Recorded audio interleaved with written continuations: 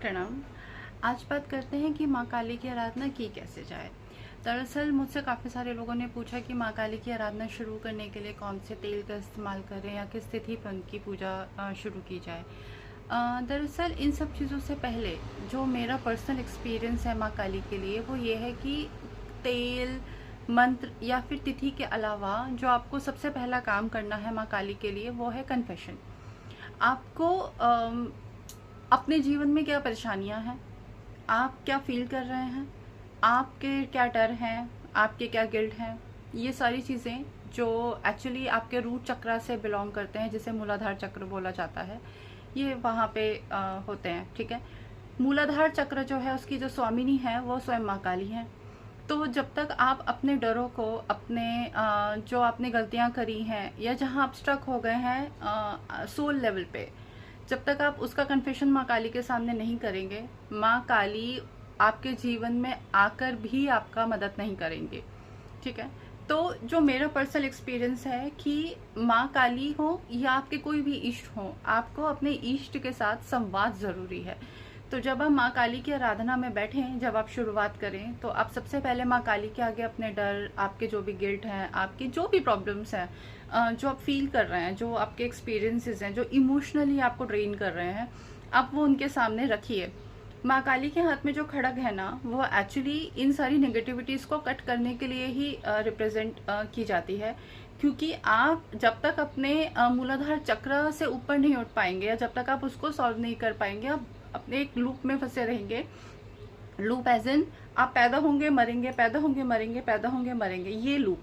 तो आप हमेशा इसी लूप में फंसे रह जाएंगे। तो माँ काली जो है वो आपके पापों को ना सिर्फ काटती हैं, आपके प्रारब्ध को ना सिर्फ काटती हैं, बल्कि आपको सोल लेवल पे आगे लेके जाती हैं। एक तरीके से आप अपने जीवन में आगे क्या अच्छा कर पाए, आप कैसे भगवत धाम की प्राप्ति कर पाए, या आप जिसे हम मोक्ष कहते हैं वो आप कैसे प्राप्त करें, ये जो काम है ये सारा मूलाधार चक्र से बिलोंग करता है।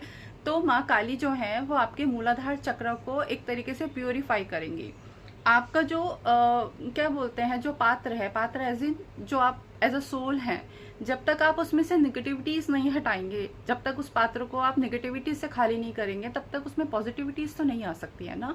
तो माँ काली जो है वो सबसे पहले आपके पात्र को खाली करती हैं, जो निगेटिविटीज हैं उसको खाली करती हैं, ताकि आप स्पिरिचुअली ग्रो कर पाए, ताकि आपकी जो आत्मा है वो ग्रो कर पाए, ताकि आप इन सब चीज़ों से हटके कि मैंने क्या गलत किया, किसने क्या गलत किया, मुझे क्या बुरा लगा, मेरे साथ क्या गिल्ट है, मुझे किस पे गुस्सा है, इन सब चीज़ों से ऊपर उठ के अपने आप को एज अ सोल समझ पाए कि आपका पर्पस क्या है इस दुनिया में आने का, और आप उस पर्पस को ठीक तरीके से कैसे कर पाए। क्योंकि देखिए, हम सब इंसान हैं, गलतियां हम सबसे हुई हैं। अगर आप इस दुनिया में हैं, आप इस दुनिया में सांस ले रहे हैं, तो कुछ तो गलती करके आए हैं ना, जो हम वापस से यहाँ पे इस लूप में आके फंसे हुए हैं।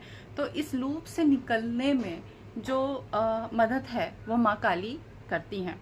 तो सबसे पहला जो काम है माँ काली की आराधना के लिए वो यही है कि कन्फेस कीजिए कि आपके साथ परेशानियाँ क्या क्या हैं। जब आप वो कन्फेशन करेंगे तो माँ काली उन इम्प्योरिटीज़ पे काम करना शुरू करेंगी। अब आपके अगले सवालात ये हो सकते हैं कि वो तो माँ है, वो तो सब जानती हैं, तो हमें कन्फेस करने की क्या ज़रूरत है।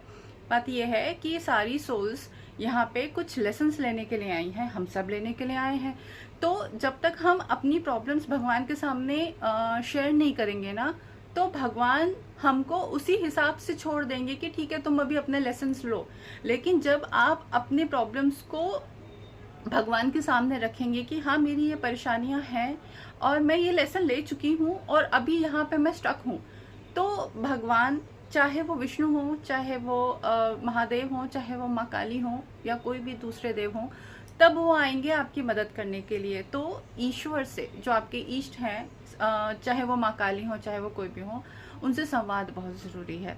तो पहले, सबसे पहले इमोशनली नेकेडनेस, ये बहुत ज़रूरी है कि आप माँ के आगे ना इमोशनली बिल्कुल खुद को क्लियर रखिए, बिल्कुल ट्रांसपेरेंट हो जाइए कि मेरे साथ ये परेशानियां हैं, मैंने ये पाप किए हैं, मुझे ये प्रॉब्लम है, मुझे इससे ईर्ष्या है, मुझे इससे गुस्सा है। इन सारी चीज़ों से जब आप बाहर निकलेंगे ना, जब इन सारे लूप से, जब आप इन सब इमोशनल बैगेजेस से आप बाहर निकलेंगे, तभी ना आप आगे की जर्नी को आराम से क्लियर कर पाएंगे। तो माँ काली की जो आराधना है उसको शुरू करने के लिए जो सबसे पहला काम है वो ये है कि बैठिए, आसन लगाइए, माँ काली को याद कीजिए और अपने जीवन की जो भी परेशानियां हैं ना, जो भी परेशानियां हैं वो माँ के आगे रखिए। क्योंकि माँ का अपने भक्तों से जो सबसे पहला सवाल होता है, स्पेशली माँ काली का, वो ये होता है कि तू है कौन। तू है कौन से उसका मतलब, उनका मतलब ये नहीं है कि वो आपको छोटा दिखा रही हैं। उससे उनका मतलब ये है कि तू है कौन, तू एज अ सोल कौन है। तू खुद को पहचान, तू खुद की गलतियां पहचान, तेरे अंदर क्या क्या परेशानी है तू उनको पहचान। जब तक तू उनको नहीं पहचानेगा तब तक तू आगे नहीं बढ़ पाएगा। तो तू है कौन, ये सवाल जो माँ काली तुमसे कर रही हैं वो तुम्हें खुद से करना है, वो हमें खुद से करना है कि मैं कौन हूँ, मैं एज अ सोल कौन हूँ, मैं एज अ आरती तिवारी कौन हूँ, मेरे साथ क्या परेशानियां हैं जो मुझको सॉल्व करनी है। ठीक है, तो सबसे पहले खुद की परेशानियों को समझिए, अपने रूट चक्र पे काम कीजिए। जब आप अपने रूट चक्र पे काम करना शुरू करेंगे, टाइम लगेगा, सबको लगता है, मुझे भी लग रहा है, बट जब आप उस पर काम करना शुरू करेंगे ना तो आप 2 कदम बढ़ाएंगे, ट्रस्ट मी, माँ काली 4 कदम आगे आएंगी आपको हेल्प करने के लिए।